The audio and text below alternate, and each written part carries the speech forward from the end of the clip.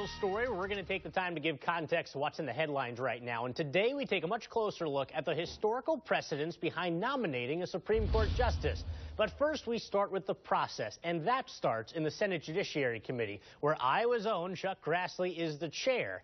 That group takes whoever the president nominates and looks into their background, reads their previous publications, and eventually holds a hearing and interviews them in person. After that, the committee votes on sending that nominee to the full Senate. If they do, the Senate votes on whether to confirm the nomination by a simple majority vote.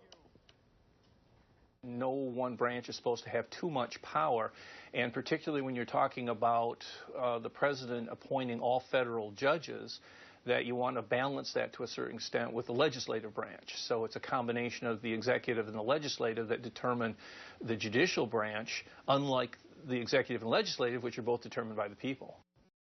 Issues that have been raging over the past week have ranged from if President Obama has the power to pick the next nominee to whether he should. Republicans quickly started talking about how an appointment with less than a year left on President Obama's term wouldn't be proper. But Democrats pushed back and said that Republicans are essentially calling on what's called the Thurmond Rule. It's an unofficial rule that is not universally accepted by everybody, but it describes the practice of the Senate not confirming any lifetime appointments made in the very end of a president's term.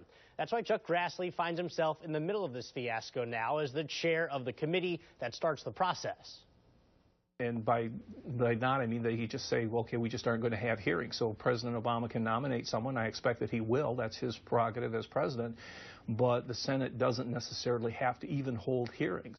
Hanging in the balance is the political leaning and predictability of the highest court in the land. Justice Scalia generally sided with the conservative members of the court, creating a group of 4 consistently conservative members, 4 consistently liberal members, with Justice Kennedy normally being the famous swing vote in the middle.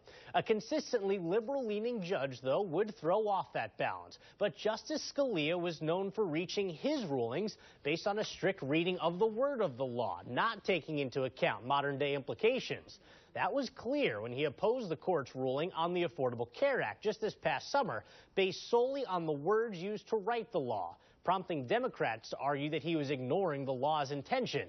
That'll make a difference as well.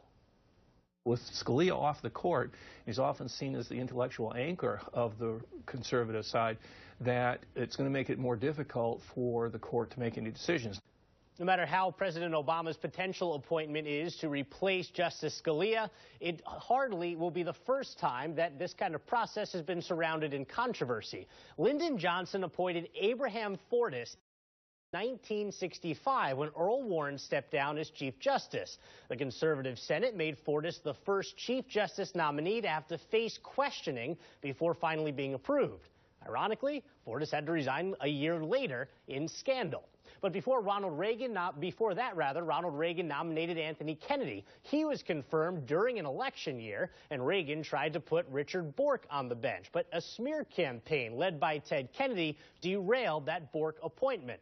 Clarence Thomas's nomination in 1991 by George H.W. Bush was rocky when Anita Hill, a former co-worker, accused him of sexual harassment. Thomas eventually got through, but it was by the closest vote in history.